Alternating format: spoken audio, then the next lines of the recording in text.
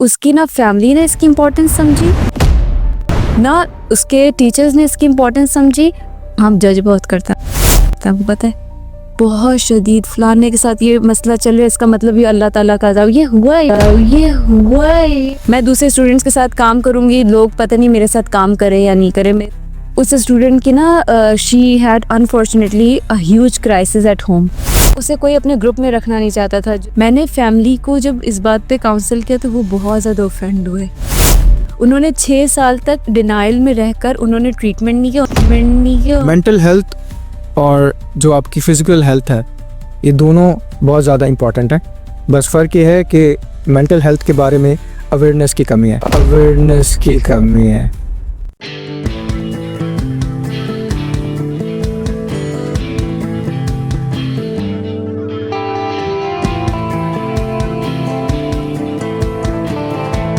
Assalamu alaikum everyone. Welcome back to new episode of our podcast. You are tuning into Edu Mentor. I am your host Faraz Ayub.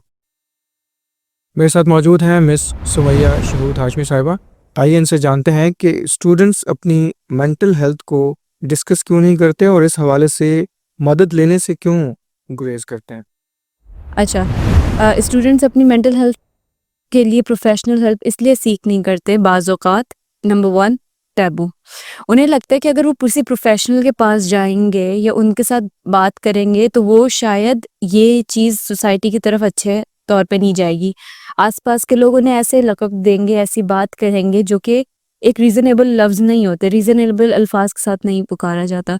एक बहुत बड़ा taboo समझे जाते कि अगर मैं अपनी ज़हनी सेहत के बारे में बात करूँगी या करूँगा तो फिर मेरे साथ मैं अपने खुद बहुत ज़्यादा इस तरह से नहीं लगूंगा कि भाई मैं कोई एक रीज़नेबल इंसान हूँ।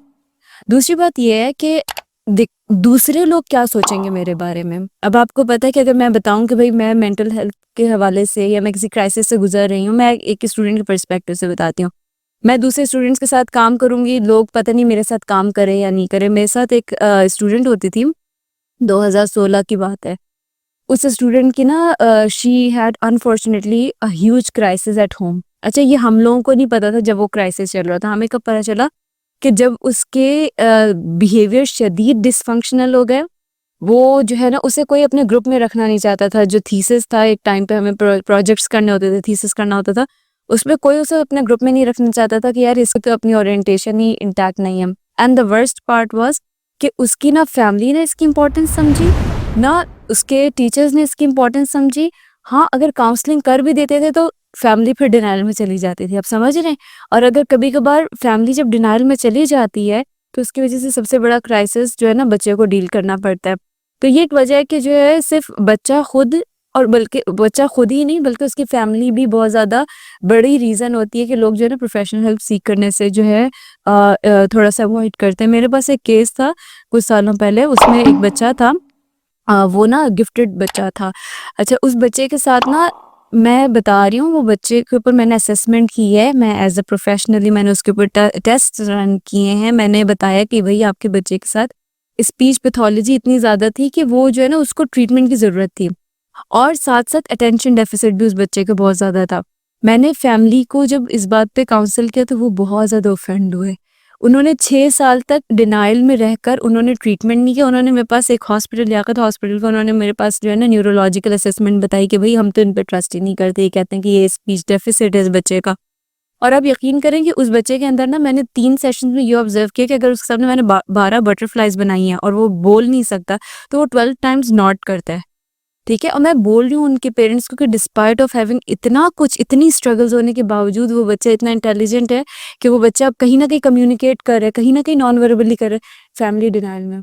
तो मैं रिक्वेस्ट करूँगी कि देखें अब बच्चों से भी कि भाई अगर आप किसी भी क्राइसिस में हो, किसी क्राइसिस से गुजर रहे हो जहनी सेहत के हवाले से, तो आई रियली रिक्वेस्ट यू कि बच्चा कुछ नहीं होता, आप किसी से बात करो, कि प्रोफेशनल हेल्प सीख करो। और मैं यही बात टीचर से भी कहूँगी, पेरेंट्स से भी कहूँगी कि अगर कोई ऐसा क्राइसिस है, देखें अल्लाह ताला ने हम सबको बनाया, हम सबके, मुझे नहीं पता कि आने वाले दिनों में मेरे साथ क्या क्राइसिस होगा, लेकिन कोई ना कोई मसलहत है, किसी ना किसी लेवल पे मसलहत है। हम एक और बड़ा मसला, हम जज बहुत करते हैं, आपको पता है, बहुत शदीद फलाने के साथ ये मसला चल रहा है, इसका मतलब ये अल्लाह ताला का अज़ाब, ये हुआ है। ये मैं बता रही हूँ, सारे स्टूडेंट्स क्यों नहीं देख रहे, बच्चों ने बताया है मिस हम अगर वेलनेस सेंटर में बैठे हम यहाँ पे हो ना, लोग कहते हैं ये देखो ये तो पागल है। गेट कीपर गुजरते हुए बोले अरे लोग यहाँ क्यों जा रहे हैं, ये तो पागल है। बहुत ज्यादा लोग पागल, लोग बहुत कैजुअली लोग इस तरह की इतनी बड़ी बड़ी बातें कर देते हैं। ये भी बहुत बड़ी वजह है कि बच्चे ना प्रोफेशनल हेल्प सीख करने से घबराते हैं।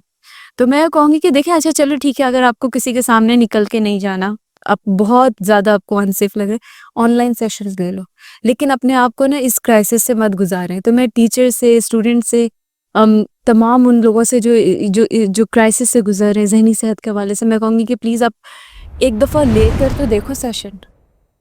नोबडी इज गोइंग टू जज यू। जो भी आपके सिस्टम है, जो भी आपका क्राइसिस है, उसको एक दफ़ा एड्रेस तो करके देखो। और ये बहुत आप कहें कि पेशेंस वाला काम है। बिल्कुल ऐसा ही है। बिल्कुल। और इस पेशेंस के साथ आपको थेरेपिस्ट के साथ बात करते हो, इट्स अ वेरी, ये एक ऐसी चीज़ है, आप समझे कि एक आपको और कोई मसला होता है, नज़ला होता है, जुकाम होता है, आप उसके लिए भी तो जाते हो, कंसल्टेंट्स के पास जाते हो ना। ये उतना ही इम्पोर्टेंट है। बिल्कुल ऐसा ही है। इसी अवेयरनेस को स्प्रेड करने के लिए हमने ये एक सेशन आज रखा है। Thank you very much ma'am for sharing your insights. So basically mental health और जो आपकी फिजिकल हेल्थ है, ये दोनों बहुत ज़्यादा इम्पॉर्टेंट है। बस फ़र्क ये है कि मेंटल हेल्थ के बारे में अवेयरनेस की कमी है, जिसे स्प्रेड करना हम सबकी जिम्मेदारी है, चाहे हम पेरेंट हैं या एक टीचर है। Thank you very much for joining us in this podcast. I'll see you guys in the next episode.